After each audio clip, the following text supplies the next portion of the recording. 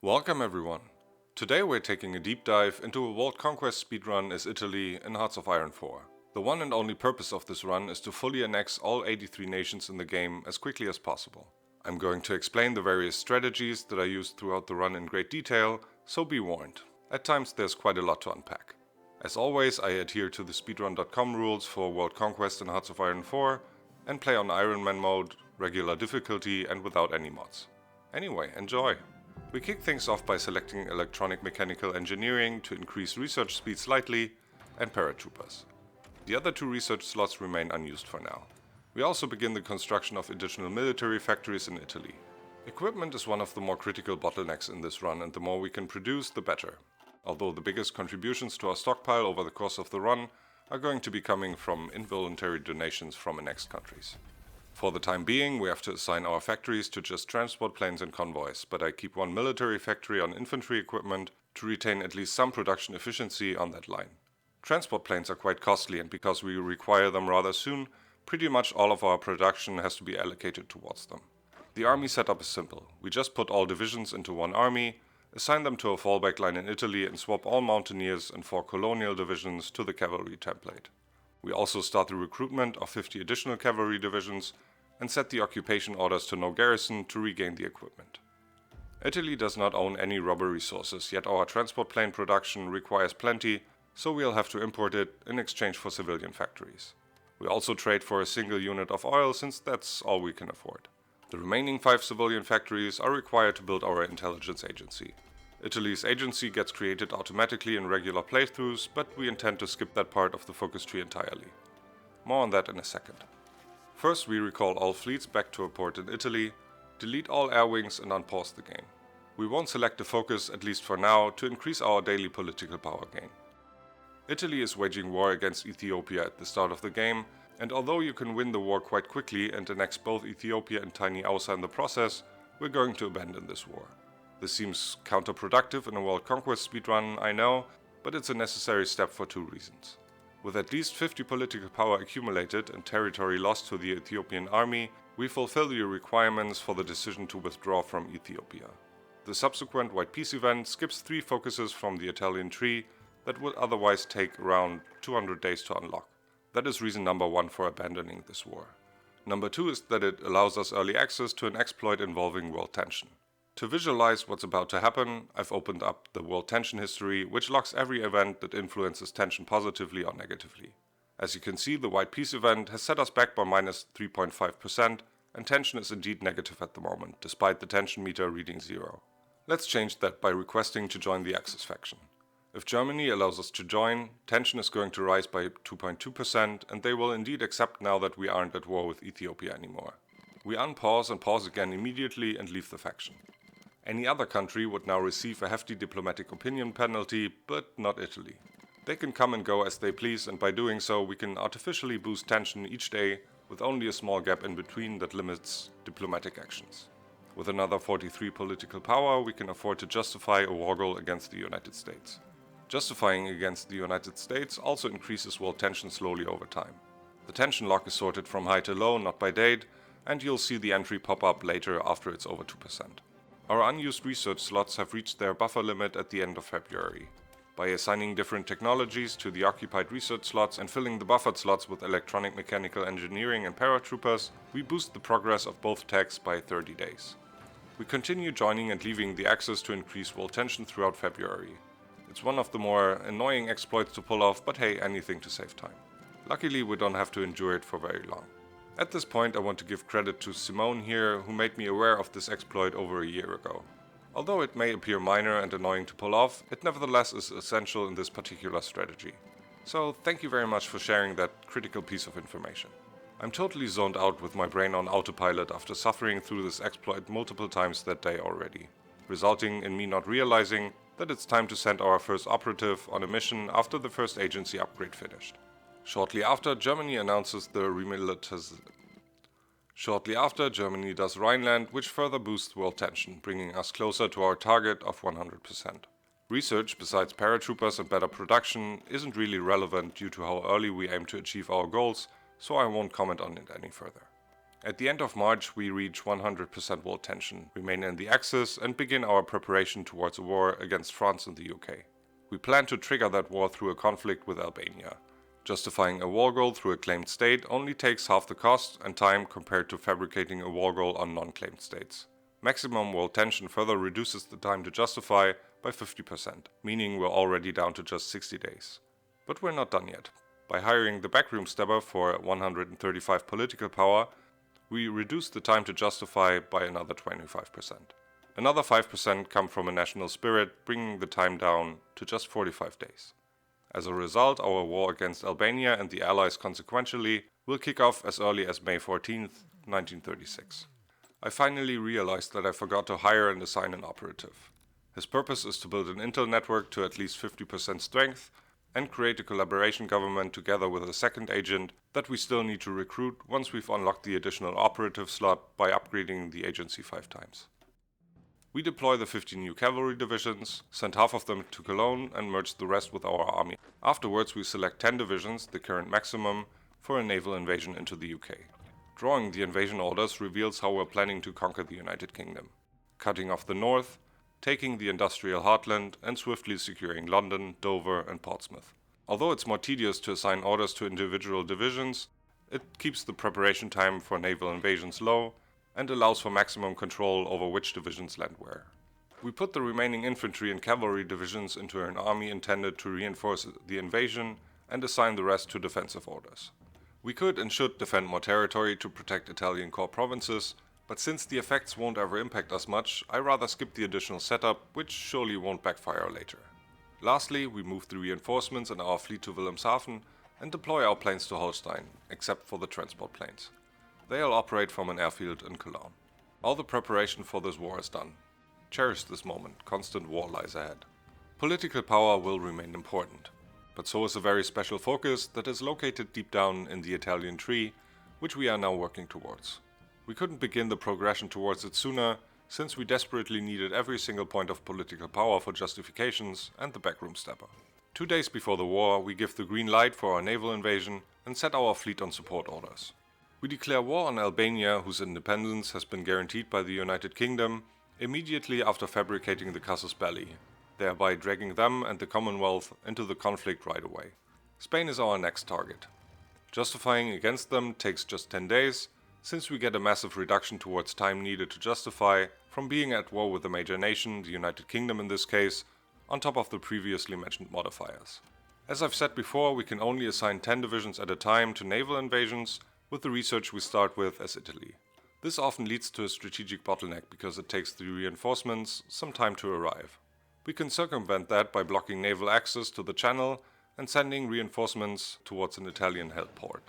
Because the entry point to the Mediterranean Sea at Gibraltar is already blocked off, we need to go for a port down in Africa. The game does not allow us fine control over the pathing of divisions traveling from port to port, but by restricting access to sea zones we can nevertheless manipulate the route to our advantage. The reinforcements will now go around the UK instead of taking the shorter route through the English Channel, and as soon as they are at the preferred position we spam orders to hold, to keep them there until our invasion makes landfall and capture support.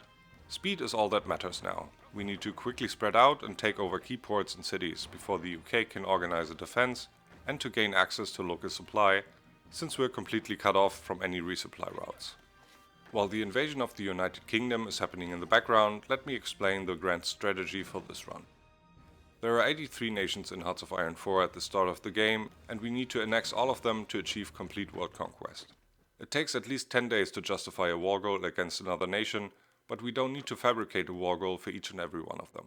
Some countries are automatically dragged into wars because they are a subject nation or their overlord is waging war, such as the United Kingdom and the Commonwealth nations, for example. Countries joining wars of faction members and coming to the aid of guaranteed nations can also make justifications against them obsolete.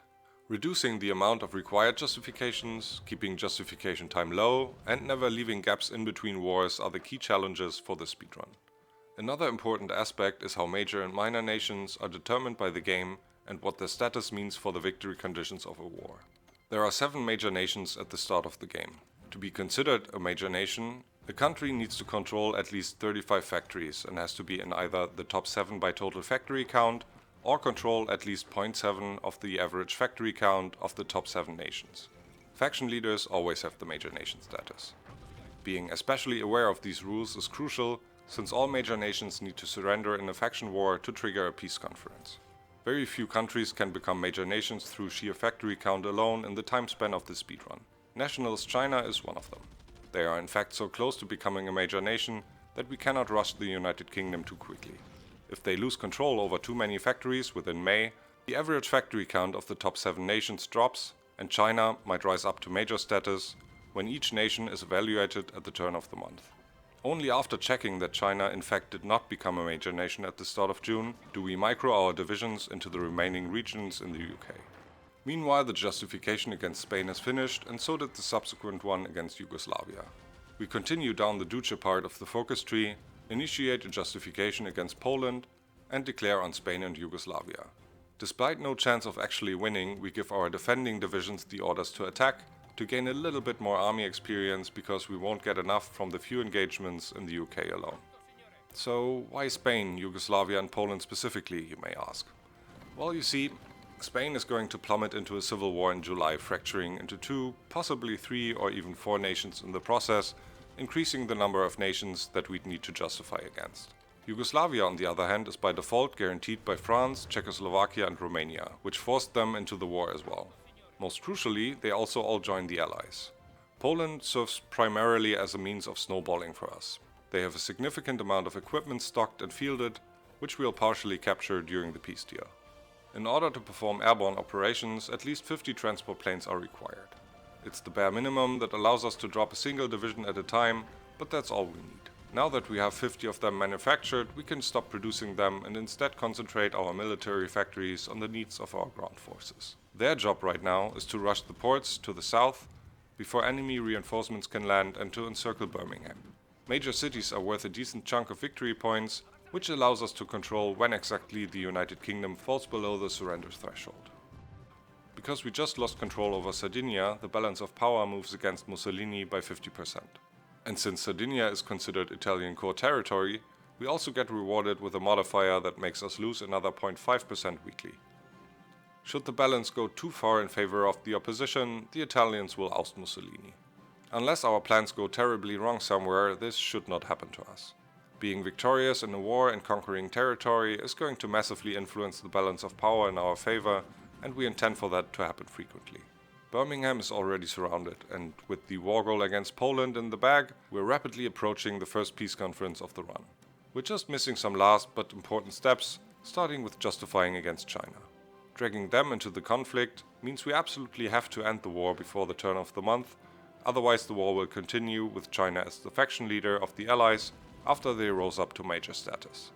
If the balance of power leans at least 90% towards our side, all military branches start to lose a tiny amount of experience daily, but we require at least 5 army experience to create my beloved spam division template, consisting of nothing but a single battalion of cavalry. We create the template as soon as we have enough experience accumulated, since the aforementioned balance of power will indeed tip massively in our favor once we are victorious in this war. Now that paratroopers have been researched, we swap our 8 divisions in Cologne to the newly unlocked paratrooper template. There's a brief period of about 24 hours before the game allows us to assign them to actual airborne assaults, but after that period has passed, it's time to draw plans to force a French surrender. France has already moved the majority of their divisions to the front line, leaving nearly all inland provinces undefended. We only need to target some high-value victory points to guarantee a French capitulation, since France starts out with a rather high surrender threshold and therefore easily falls below it. As mentioned before, our wing of transport planes is only capable of dropping a single division at a time, resulting in the drawn orders to be executed in sequence rather than in parallel. After France has fallen, the only remaining thing that we're waiting on now is the war goal on China. As soon as the justification is done, we declare on Poland and China, begin a new justification against Turkey, and send cavalry divisions into Birmingham. The peace conference fires soon after, and all nations on the opposite side of the table are up for grabs. The United Kingdom and France were the only major nations in this war, and with them surrendering, all other minor nations of that faction are automatically part of the peace deal, with no additional condition other than being in the faction that just capitulated. We could fully annex all 50 nations, but it's not that simple. To understand why it isn't, we have to talk about ghost nations in Hearts of Iron 4 for a moment. Contrary to popular belief, countries are not gone from the map after they've been fully annexed. They often retain their fleets or parts of it, and all divisions that were traveling over water when the peace conference fired that got them annexed. But you will only rarely encounter the leftover fleets and units unless you release those nations as puppets. In regular playthroughs, ghost nations aren't an issue unless you start messing around with factions like we're about to. You see, if we straight up annex all nations now, the Allies faction would be gone, and only very few nations have the ability to create a new faction this early. But we want to continue the strategy of dragging minor nations into factions that we're at war with. To achieve this scenario, one of the faction members that was not previously the faction leader needs to stay independent. They'll automatically inherit the leadership of the Allies. But this is where ghost nations and our strategy collide, because for reasons only known to the developers, France, the United Kingdom and Australia, and only these three, can still be members of the Allies despite not existing on the map anymore. And that's a big problem. It leads to unwinnable wars. I worked out a solution, but I wanted you to understand the problem first. To prevent the United Kingdom, France and Australia from ever becoming ghost members in the Allies faction, we don't fully annex their territory and leave them instead with just a single region. Additionally, we changed the governments of tiny Australia and tiny UK to fascist. Romania also gets reduced to a single region, but both France and Romania stay democratic. Tiny France has fewer factories than tiny Romania, which is why Romania is going to become the new faction leader of the Allies after the peace conference. I'll explain why we want Romania specifically shortly. Leaving these four nations alive only sets us back by one additional justification in the end, so it's absolutely worth the cost. We have a lot of prep work to do for the wars to come now that the peace conference has concluded. First, we allocate the additional factories to our production lines, although I'll remove support equipment shortly and add cheap fighters and close air support. Our navy is now significantly bigger, requiring lots and lots of fuel. Way more than we have stocked or can produce currently. We offset our fuel shortage by importing large quantities of oil from the United States. The peace conference yielded plenty of additional equipment, allowing us to finally create more divisions. We begin by recruiting 40 spam and 26 infantry units. We can afford to recruit even more, but the amount of fresh soldiers that we can train simultaneously is limited by our manpower in the field. Time to shuffle our armies around. All divisions currently in the former UK will have to move to a port for their next deployment, while the paratroopers get swapped to regular cavalry and assigned to tiny Romania. In anticipation of our upcoming war with Japan, we relocate our plane wings to former China, build an airfield in Fujian, and recall our fleets in Germany back to Italy. In order to send it there, we need to briefly unpause to allow passage rights to update to the post-peace conference situation. We then take what could be considered our main army, at least up until now, swap all divisions to the cavalry template and assign them to the eastern border with the United States. Using infantry for this job would be a waste of precious equipment that we desperately need elsewhere. Their only objective is to be present at the border to bait the AI into keeping a lot of their divisions in the region. Another 10 cavalry divisions are going to naval invade from the Bahamas into Georgia, the Carolinas and Florida. This coast section is mostly undefended and allows for a quick expansion of the landing grounds to increase supply availability and enable more divisions to pour in. The remaining 20 cavalry divisions will take on the role of reinforcements. But we need to get them close first, which leads to the super fun minigame of trying to draw a fallback order on a tiny island. Properly garrisoning all annexed territory would eat up too much equipment. Yet this complete neglect leads to those regions to become a burning hellhole due to resistance blowing up factories and infrastructure. That's fine for the most part, but not for territory that we want supply to flow and armies to move through, so we set Poland, Czechoslovakia and Romania on martial law to prevent resistance from growing too much. Next we fix a small mistake I made by moving the airfield construction in China higher up the queue. We also hire a chief of army to increase army experience gain and division organization. Support equipment is too costly to produce for the little bonus it provides. In previous iterations for this strategy it was still needed at this point, but I've changed my mind about that and therefore delete the production line completely and allocate the military factories towards artillery and infantry equipment instead. While we wait for our fleet to arrive in Italy, the cryptology department upgrade of our intelligence agency finishes, allowing us to start cracking the Soviet Union's secret cipher. Shortly after, the war goal justification against Turkey is complete, which brings us back to why we chose Romania to inherit the faction leadership of the Allies. Romania guarantees the independence of Turkey at the start of the game and still does. When we now declare on Turkey, Romania is going to enter the war immediately, with Turkey joining the Allies in turn. We again created a setup in which we are at war with a major nation and can therefore continue to fabricate new justifications within just 10 days. We're now in what I call an interstitial conflict. Its sole purpose is to bridge the gap between other, much more important wars that we require time to prepare for without ever breaking or needing to stop the 10-day justification interval. The additional equipment from captured stockpiles is important too, of course. With the Italian fleet back in port, we split off 2 of our 6 captured carriers, put their planes on the remaining 4, and move a small fleet over to the United States. All other ships, with the exception of the 2 now planeless carriers, will relocate to a port in China. After the justification against Iran is done, we take aim at Afghanistan. Manually justified war goals last for 2 months before they expire, which gives us ample time to fabricate more before we have to act on them. At 20% training, all spam divisions get deployed, but not the infantry. They'll remain in training for now. We also create a small paratrooper template with just a single battalion, add 20 of them to the recruitment queue, and top it all off with as many additional infantry as the training limit allows. The spam divisions, on the other hand, are going to travel across the pond to guard the border between former Canada and the United States. You may be wondering about the order of justifications, and there's indeed a reason for the timing of each and every one of them. And we'll get to that soon. The second level of radio interception group marks the last agency upgrade for this run. Further improving the agency won't be necessary. We have 2 operatives and will be able to decrypt the cipher of the Soviet Union in time for our war against them. That's all we need. The intel network that our first agent has been building for a while has reached the minimum requirement of 50% strength for the collaboration government operation to become available. It's not absolutely necessary, and neither is decrypting the Soviet cipher, but the slightly lower surrender limit from collab governments is going to help to end the war with the Soviets just that tiny bit faster.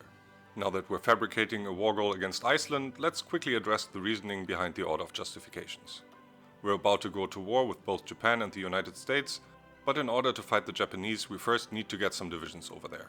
Sending an army from Europe takes way too much time. Never mind the massive delay for reinforcements to arrive.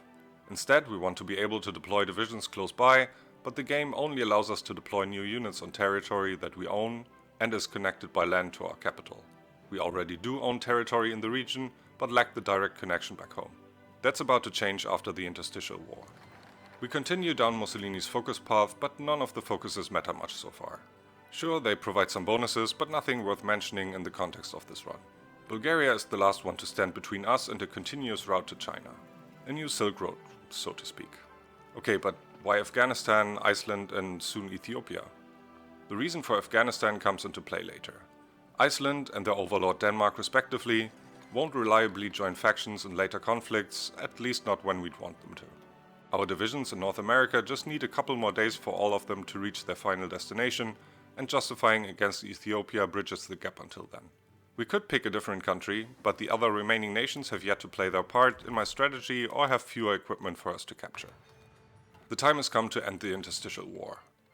After the war goal on Ethiopia is fabricated, we declare on all nations that we justified against.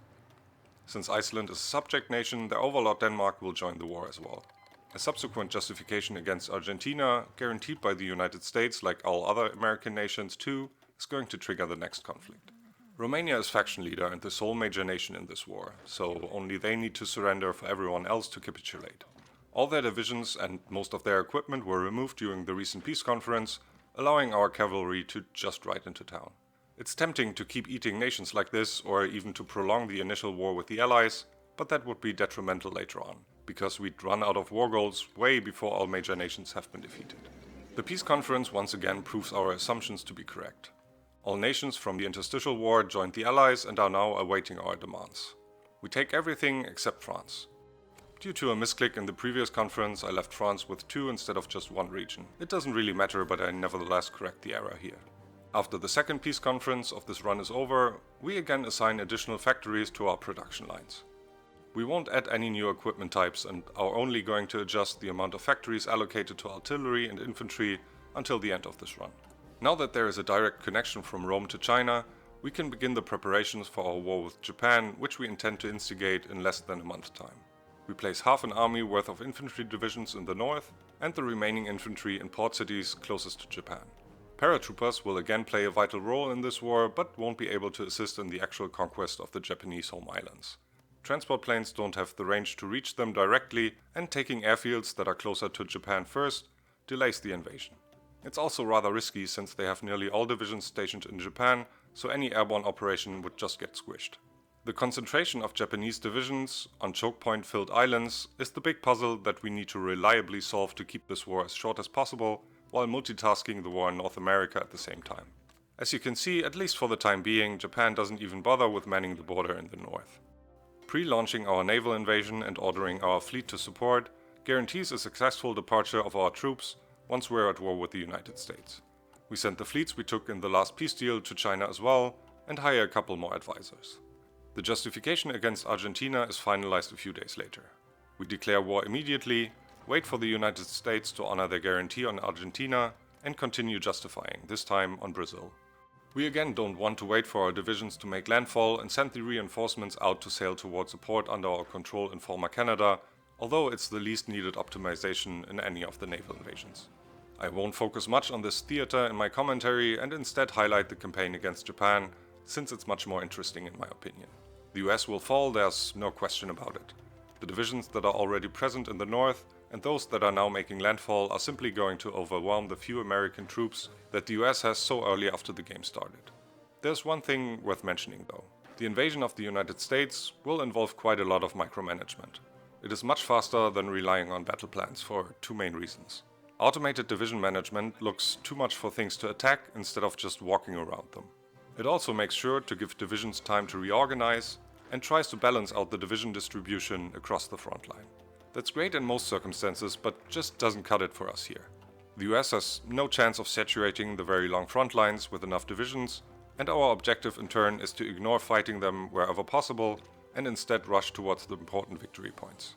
I'll show you what that looks like after we've drawn the first of many more naval invasion plans against Japan.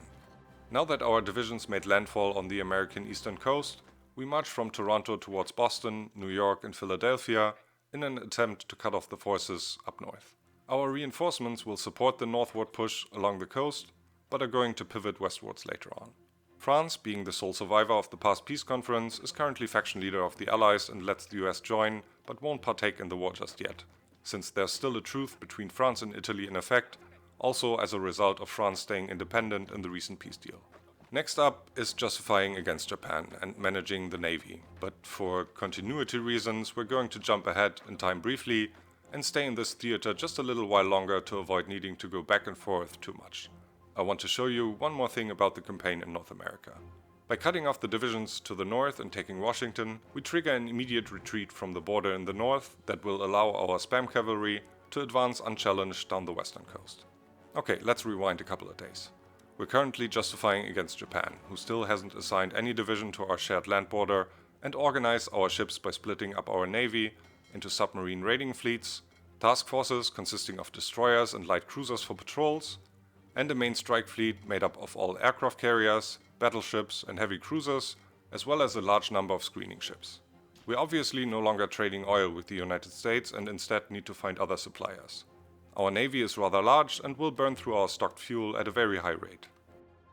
With another 10 army experience accumulated, we can finally remove the engineer support from our infantry divisions. It's too expensive to produce for the comparatively minor stats increase that they provide. They only become impactful in later years. We're now all set and ready to declare war on Japan. Mexico is next. Getting intel on which ports on the Japanese home islands are currently defended is very important for us, and we retrieve that information by placing submarines in the adjacent ocean tile. Our strategy for Japan is to lure as many divisions away from their core territory and to strike hard and fast as soon as we've created an opening. We cannot allow Japan to recall their forces, or we'll get bogged down in one of the many choke points. We're already diverting Japanese divisions through the front line on the mainland, but that's not enough, and that's where our paratroopers come into play. We first plan and immediately execute a drop into Taiwan. It won't bind many Japanese forces, but it's worth it even if we can only lure in a few divisions. Meanwhile, our fleets are actively hunting the Japanese navy and are gunning it out in lots of engagements. It only takes one or two major naval battles to either fully sink or heavily damage their main task forces. We follow up the justification against Mexico with a new one against Estonia. Why Estonia specifically, you ask? The choice is rather deliberate and it's all going to make sense later. It is part of our plans for what's left of Europe, but let's not get ahead of ourselves. The Japanese Navy is in full retreat and our naval supremacy in the region is no longer challenged. Time to launch our first naval invasion. While the units embark towards Japan, we draw airborne assaults into Korea. Similarly to how the AI reacted in the US after being cut off, we want Japan to fall into redeploy chaos with new fronts opening up everywhere, all at once. Our intent is to cripple their ability to quickly and strongly counter our main landing party, which we're giving orders to right now. Despite having no assigned plans anymore, the first naval invasion will continue on their path, but won't receive any naval support. We basically trade in the fleet support for the ability to assign orders to our second wave right after. The required preparation time is already low with just 7 days, since we're giving each unit individual orders instead of grouping them up in one order. And by drawing the plans for new invasions right after the previous one embarked, we can launch naval invasion after naval invasion in rapid succession. Our main invasion is targeting a much smaller stretch of the Japanese coastline compared to the ongoing one.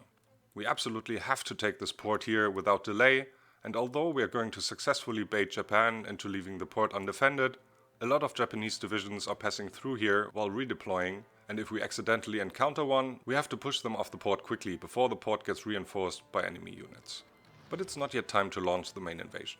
We have to give the Japanese divisions on the home islands a bit of time to react to our airborne assault and naval invasion, and begin justifying against Nicaragua in the meantime. I'm a bit surprised to find Nagasaki undefended here, by the way. Never happened in my test runs, and I was fully prepared to fight for it. Taking the port city and baiting hostile divisions towards the two straits is the main purpose of the first naval invasion. Making it across the northern strait in time before the tile gets occupied by enemy units is a big plus, but not essential. Time to give the green light to our main invasion. As I've emphasized already, it is imperative to act fast once we have boots on the ground. Allowing Japan to organize a meaningful defense would slow us down significantly. And that's where the more than 40 infantry divisions currently waiting in recruitment and manipulating sea routes come into play. We deploy the units in a port adjacent to the Yellow Sea and restrict access to the South China Sea, the Philippine Sea, the Mariana region and the southern coast of Japan, forcing the divisions to take the longer trip around Japan and passing by very close to the landing grounds of our main invasion. We continue going down the seemingly random list of target nations by justifying against Iraq. So far we haven't acted on any of the recent war goals except against Argentina and Japan. But we're nearing the first expiration date and we'll have to start declaring soon. The landing of the main invasion forces is one of the key moments of the run. If it fails, the delay can be significant, which in turn would create even more delays at best, because Japan is now recalling all their divisions back home, or worse, a total deadlock at the many choke points, which we are unable to break directly due to our inferior division template, inexperienced and untrained units, plus some negative national spirits on top. We won't have to worry about that though, as our divisions only encounter a single unorganized unit on transit that we can immediately push off the port province. Afterwards, we direct our reinforcements to the captured harbor and try to take adjacent provinces as well. We need room to maneuver, to secure the choke point to the east, and to surround the Kyoto port province. We already planned the next naval invasion, although the reinforcements haven't even arrived in Japan. But the sooner the orders are drawn, the earlier the preparation time starts ticking down. With the additional divisions arriving in Japan and having easily spread out from our initial beachhead, I'm pretty confident at this point that it'll all work out just as planned. But we still need to take over most of their victory points before Japan surrenders. The war goal against Yunnan is the last one that we are going to make use of during the war with the United States. All subsequent justifications will come into play later, while at war with the Soviet Union, the end boss of most World Conquest speedruns in Hearts of Iron 4. Defeating them obviously isn't a challenge in itself at this point, but defeating them as early as possible absolutely is. That's why most of the overall strategy and pacing of the speedrun is geared towards it. The Soviet army consists of 138 divisions when the game begins. That's more than any other nation, by a lot. Just as a comparison, France, which ranks second place in most units at game start, has just 74 divisions. The victory points in the Soviet Union are mostly concentrated in the west of the country, with some high-value outliers such as Vladivostok, and plenty smaller ones sprinkled in between. Each province of the map holds a very small amount of victory points, and because the territory of the Soviet Union is so absurdly vast, A decent chunk of the surrender limit isn't actually represented through victory points that are associated with cities, but through the sheer amount of provinces. Combine all that with terrible terrain and underdeveloped infrastructure, and you'll get an enemy that won't surrender quickly. So what's the play here? Assuming the classic scenario of meeting the Red Army in Eastern Europe, we would have to brute force our way through the lines towards Moscow, Stalingrad and beyond. That takes quite a while against their large army with just infantry. Producing motorized infantry or tanks isn't an option. It simply takes too long to produce them in meaningful numbers. Instead, we're using the size of their country against them. We've been annexing nations that are bordering the Soviet Union over the course of the run, and will continue with that praxis until the war against them breaks out. 138 divisions is a lot, sure, but spread across the majority of their land border with Asia and Europe, it's actually not that much. Our war goal on Brazil is about to expire, but it's not yet time to make use of all of them. Shortly before our landing in northern Japan, we switch our economy laws to war eco. How we spend political power isn't as important moving forward, although we still have to bank 350 to reintegrate a puppet nation that we're going to release in the not so distant future. The war goal on Yunnan and subsequent justification against Panama are our signal to push the United States over the edge. We're going to achieve that with the spam units that successfully made their way down the west coast. Since a peace conference is imminent, it's about time that we declare on all nations that we justified a war goal against previously. Despite already being quite far along our path in the focus tree, we still haven't unlocked the one focus that matters. And no, it's not Mare Nostrum. Although that's exactly what I'm going for here. Usually Mare Nostrum is a very powerful focus since it allows us to form the Roman Empire and transform foreign land into Italian core territory. But remember the modifier that comes with losing cores. For now I'm quite content to not take the decision to form the Roman Empire, even more so since we can't actually form it yet without annexing Greece first. But our strategy for Europe doesn't allow that. Nicaragua joins the Allies just in time for all nations, except Japan and its subjects, to be present in the peace conference. Japan wasn't allowed to join the Allies as a fully fascist nation and can't yet form a faction of their own. Mechanically speaking, the Allies is a faction that is led by a democratic nation. At 100% world tension and with a shared enemy, any democratic or non-allied nation can join the faction unless a national spirit prevents them from doing so. Communist and fascist nations cannot or will not become members of such a faction, even when at war with the same nation. Democratic nations will always prefer to join a democratically led faction over any alternative, given that they have a choice. Non-aligned nations, on the other hand, will choose based on strength and distance. And it's not a coincidence that we've only justified against non-aligned nations since after the very first war with the Allies, except Iceland and Panama. We annex everything during the peace conference and only leave the United States with a single state. With the conclusion of this war and Japan about to fold as well, it's time to build an army that can overrun the Soviet Union. We first improve our infantry by creating an additional template with 3 more infantry line battalions and start recruiting as many new divisions as possible. Despite plenty of captured equipment from the recent peace deal, it's still not enough to supply all units and training. We top up our stockpiles by deleting all but one army in North America. Changing their templates and recalling them to Europe would be an option, but I prefer the complete reset to have a better overview of the amount of equipment we can work with. The army that mostly consists of the irregular Italian forces that we cannot delete or change into a different template anyway, is going to remain in North America to guard tiny USA. We also need them for some shenanigans in Central America. Defeating Japan is the much more pressing issue right now though. The sooner they surrender, the earlier we can go to war against the Soviets. Before focusing our attention towards that goal, we justify against Norway. Why? Patience, friend, patience. It'll all make sense soon. I think it's important to point out that I did not play this run in a single session, making it a so-called segmented speedrun. So although I was following the rules of speedrun.com in all other aspects, it's not a valid run and can't be submitted to the leaderboards. That's not a complaint by the way, just letting you know for transparency reasons. Japan surrenders shortly after the justification against Norway started. There is potential to save time by messing with Japan in the peace conference, but the strategies involved lead to fewer equipment for the war against the Soviet Union, amongst other complications. I will most likely highlight it in one of my upcoming videos, so stick around if you're curious about more speedrun stuff. After the peace conference is over, we do some cleanup, order our fleets back to port, and recall our air force back to Europe. We intend to delete most of the divisions that are currently in Japan and China, but delay that a little to not run into recruitment limits from too little manpower in the field again. We're in a rare but unwanted moment of peace, which we need to change immediately after the war goal against Norway is done, to keep up the 10-day justification interval. Another interstitial war, but with a twist, is going to fill the gap until our army is ready to march against the Soviets.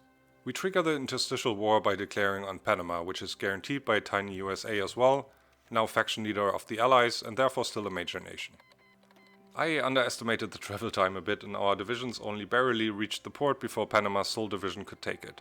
Not that it matters, but it spares us from landing via naval invasion. Now that we're technically at war with a major nation again, we begin justifying on Chile. As you may have already realized, we shifted from targeting non-aligned nations to democratic nations exclusively. Because if a democratically led United States is leader of a faction, it will only allow democratic nations to join the alliance as a result of a unique national spirit. Then why not keep France around as faction leader? To keep it simple, the interstitial war is rather short and they wouldn't join in time. With only a few things to manage, we can speed through most of this section. Similarly, I'll start skipping bigger and bigger chunks of the run after the interstitial war is over, and will explain the selection and order of justifications more broadly now that we've covered most of the speedrun strategies that I used during the run. Don't be mistaken, there's more juicy stuff to come, and I'd rather focus on that instead of going through hours of painful frontline micro. So far we've justified against Norway, declared on Panama, got our war goal on Chile, and are now going for Uruguay, Ecuador and Colombia next. We deploy the first batch of our improved infantry divisions after they reached the minimum amount of training. Nearly half a year has passed since we annexed most of Eastern Europe, and if we hadn't properly occupied Poland, Czechoslovakia and Romania, our divisions would suffer heavy penalties to the point that just having units stationed in the region would not be sustainable due to high attrition. The second batch of recruits is a bit more diverse than the first one and consists of 24 cavalry, 24 regular infantry and another 40 of our improved infantry. We don't have enough equipment for all of them, but that's going to change after we delete all divisions in Japan. Only 7 units will remain in all of Asia and are going to man the tiny Korean border province close to Vladivostok. Next we move the ships that we mainly captured from the United States, send them to London and finally leave the Axis to prevent a bug with the supply system that would otherwise starve our divisions in Eastern Europe. The time has come to pick a new focus again, and it's the last one before we get to the focus that we're actually gunning for. A few days later, the collaboration government operation concludes with no surprises. The mission was a success and both agents returned safely, although the latter isn't as important as they'll only build local spy networks to assist in the upcoming ground invasion and won't do any more missions. When the next batch of recruits is ready for deployment, you'll get a sense of what it means to fight in an occupied region that was left with no proper garrison management. Simply deploying them in one province, giving them orders and waiting for them to move into position would take ages. Railroads are unusable, barely any supply is coming in and the terrain is horrible. That's why I deploy each unit at its destination directly, otherwise it would literally take them weeks to reach the front line. Let's briefly zoom out and take a look at the bigger picture that we've been working towards while I organize our divisions into armies in the background. We have created a situation in which we share the majority of the Comintern land border, with just a few exceptions. A border that the Soviet Union is trying to guard towards any nation that it perceives as a threat. The AI tries to match us in strength, but won't ever abandon a front line in favor of just achieving a balance of force. This means that, despite trying, the AI simply does not have enough divisions to defend against a concentration of forces in Eastern Europe and guard all borders at the same time. We have no intention of attacking from the south. The units there are just meant to prevent the Soviets from roaming free and taking territory, tipping the balance of power against us quickly. Ignore Finland and Latvia in this context, they are part of a much bigger scheme for Europe. We don't have equipment to spare to guard more borders anyway, unless we take away from our main army group. For this very reason, we're going to release China as a puppet. Their extensive cores in the region cover all the borders that we share with Comintern. All but the tiny border here. It would take China ages now to produce enough divisions to saturate their borders, nor do we want to help with that. Instead, we won't call them into the war with the Soviets. They'll nevertheless perceive China as a threat and guard the border. Most crucially, Vladivostok, which is worth a lot of victory points, is just a few provinces away. The war goal on Colombia and new justification against Haiti is our signal to wrap up the interstitial war. We drag everyone that we justified on into the conflict and pay special attention to what I call war permutations. It's an edge case that occurs frequently, often goes unnoticed and ruins a lot of playthroughs without the player realizing what went wrong, because the signs for it are easy to miss. As you can see here, we are, at least from the game's perspective, in two different wars, which is only reflected in the war summary through additional tabs on the top. If you look at just this screen, everything appears to be fine, but it's not. If we cycle through these two wars, it's pretty apparent that it's actually the same conflict, but with differences in participation status. In the original conflict, Puppet China is part of the war, but only Panama is on the opposing side. In the permutation, everyone, including those that we just declared on, is actually in the war, but our subject is not. If we do not fix this, only tiny USA and Panama will be present at the upcoming peace conference, and the war permutation would continue after the peace deal. Luckily, the fix is easy. We just need to call in China for the original and permutation to merge into a single instance. There's one more thing worth mentioning here. Why attack Panama? Isn't tiny USA the faction leader, therefore a major nation and consequentially needs to surrender for this war to end, right? Right? We've now pushed the game to the point where even fundamental rules such as these are no longer as rigid as they appear. Yes, the US is a de facto faction leader, can invite other nations, and likewise receive and answer membership requests, but as you might have gleaned from the war summary, something is very wrong here. According to the war summary, the US did not capitulate, and that's correct. No units were sent to take over Colorado. But the US is nevertheless marked as having surrendered. This state of a faction leader makes capitulating them obsolete. But we still get all the benefits of bundling up minor nations into an easy package. The resulting effect? We can end these broken wars by making any participating nation surrender, and I'll demonstrate that with Panama here. Once again, we annex everything but tiny US during the peace conference to retain the ability of creating wars with zombie faction leaders. And there's one more thing that we can do with these broken wars that I'd like to show you. Although not much, the captured equipment from the peace deal nevertheless comes in handy. We use it to recruit 50 spam divisions to assist us against the Soviet Union. Now onto the final preparations before the war goes hot.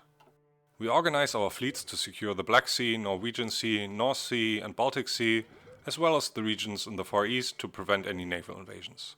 Declaring war on Haiti after the justification is ready and briefly waiting for tiny USA to honor their guarantee brings us back on the 10-day cycle and to our long-awaited justification against the Soviet Union. No more prep work, no more scheming. It's time to see if all the planning was actually worth it. We declare war against the Soviet Union in early February 1937. The winter weather is not exactly helpful, but won't stop us from advancing. I very much prefer to launch the offensive during the winter and deal with the low infrastructure regions beyond Moscow in summertime, rather than the other way around.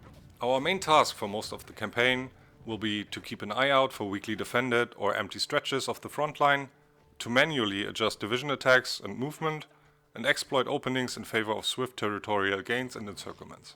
We don't have the intel yet on exact unit numbers, but the fact that there even are completely undefended provinces indicates that we're facing one or maybe two divisions per province at most across the whole Eastern Front.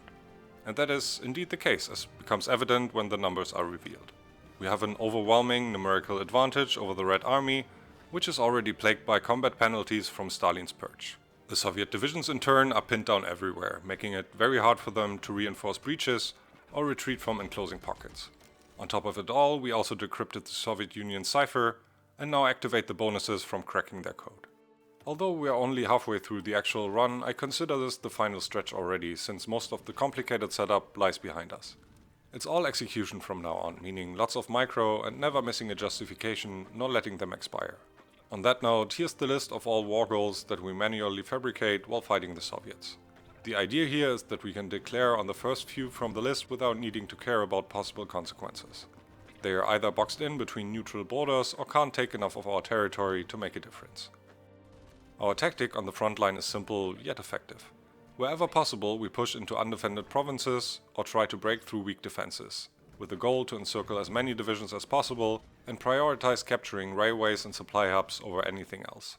Early on, the encirclements are going to be small, with only 1 or 2 units cut off, but the more the war progresses, the larger the encirclements are going to get. Our armies are making good progress, and we increase the pressure on the Soviets even more with the naval invasion into Crimea.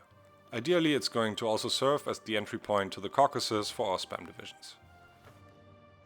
We're 1 month into the war when we at last get the focus that we actually wanted. It's called All Roads Lead to Rome.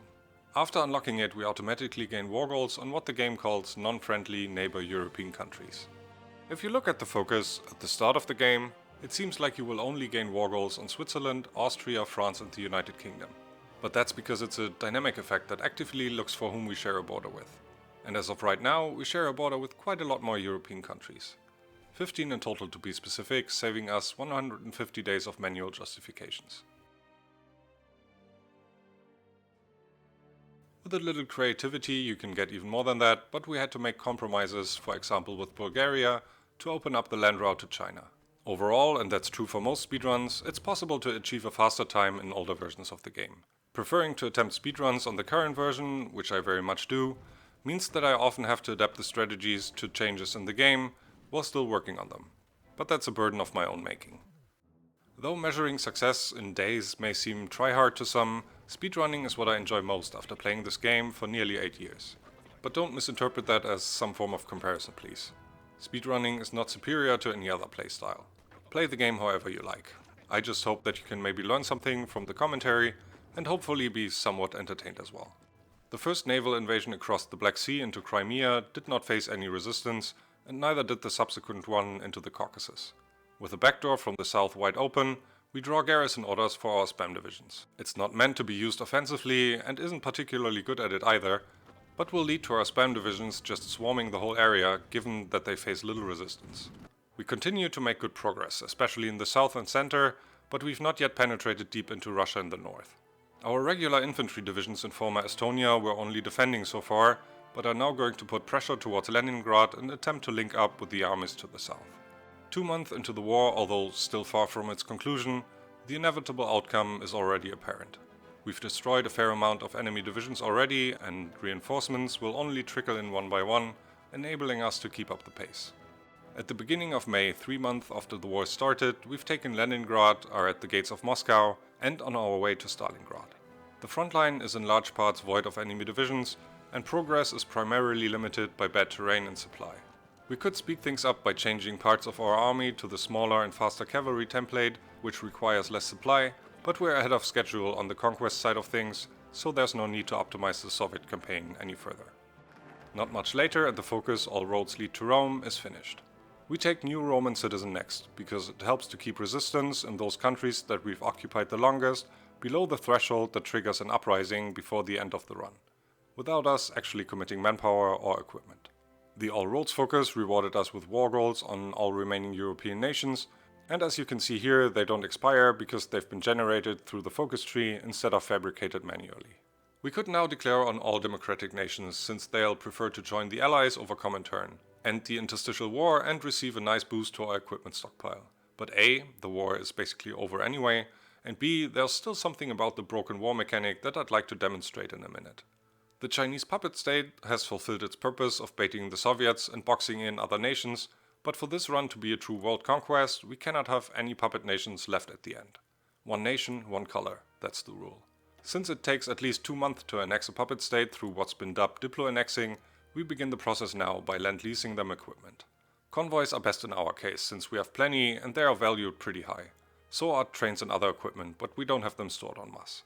It's going to take about a month for the lend-lease to arrive in China. In early June, it becomes apparent that the Soviet Union will surrender within weeks, maybe even days. Up until this point, we've only declared war goals that were manually justified and would otherwise have expired. Depending on their ideology, they either joined the Comintern or Allies. We now want to drag everyone else into either faction before the Soviets surrender. Please excuse the unhinged clicking chaos here, by the way. My brain was pretty fried after the Soviet campaign. What I'm trying to achieve is to declare war on every nation that we have a war goal on, except Germany, Sweden and Greece. Some nations join a faction immediately, but not all. But we absolutely need everyone that we are at war with to become a member of either Comintern or the Allies. Otherwise we might find ourselves in rather ugly circumstances, such as still being at war with distant nations in South America, or a quickly expanding Switzerland after the peace conference. Especially Switzerland and the Dutch East Indies are noteworthy here. They always take their sweet time to join the war, although for different reasons. The Dutch East Indies first have to be called into the war by their overlord, causing a little delay before they can join, and Switzerland, well, is just Switzerland.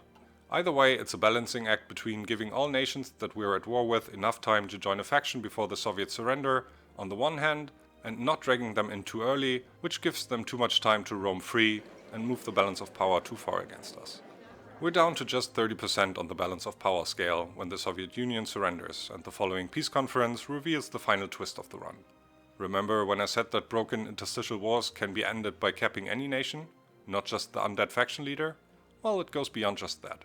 None of the members of the Allies surrendered, but they are nevertheless part of this peace conference as well, since they've been in the same war and with their faction leader technically already in a surrendered state. We annex everything, except Costa Rica. We still need a democratic nation that's easy to capitulate, but doesn't have the democracy disclaimer towards faction members like the US has. After the peace conference is over, we're once more recruiting additional units from the massive stock of captured infantry equipment. We already have more than enough, so this is mostly for quality of life. With this many divisions, there won't be a need to micromanage the upcoming war against Germany. After doing some production maintenance, we lower the autonomy status of our subject by 1 level, which we can do now that their autonomy has reached 0. Another Lend-Lease of convoys is going to reduce their autonomy to 0 again. After being demoted, China has the lowest possible autonomy status, and reaching 0 once more will allow us to annex them. The next interstitial war to bridge the time before our divisions are in position against Germany is going to be triggered through Sibai Sanma, which we justify on last. Costa Rica, now faction leader of the Allies, has by now issued a guarantee of independence, which will drag them into the war as well. We only need the interstitial war to last until our divisions have returned from Russia and our new units are deployed and ready. In the meantime, we've justified against and now declare war on the remaining non-aligned nations who all join the Allies. Costa Rica was never crippled into the undead state and therefore needs to surrender for the interstitial war to conclude. Shortly before Costa Rica surrenders, China's autonomy once again reaches 0. Simply lowering the autonomy status only costs 50 political power. Annexing them, as we do now, costs us another 300. Diplo-annexing also provides us with all of their equipment, which doesn't matter for us, but especially getting the convoys back is usually a great benefit. This time we truly annex everything during the peace conference. There's no need to keep the Allies around any longer. Had the previous war concluded later, non-aligned AUSA would be declared on and annexed too at this point. The other remaining nations are all led by fascist governments, except Sweden and Greece. None of them could or would have joined a faction if declared on during any of the previous wars. In August we declare war on Germany, Sweden and Greece and activate our orders. We've reinforced our spam unit army and now give them garrison orders to take over Sweden. The few divisions they have are not nearly enough to cover their borders, nor stop the Zerg swarm from taking over territory. The nearly 200 divisions on the German border also get the go-ahead to advance. We have a numerical advantage of roughly 4-1, allowing us to sit back and let this war run on autopilot with just battle plans. We still need to justify 7 more war goals to achieve a monochrome world map, which equates to 2 months and a bit. That's ample time to finish off Sweden and Germany, which in turn means there's potential to optimize the run even further, since we could be done with the conquest side of things by now, but have to step on the brakes a bit to wait for all war goals to be fabricated.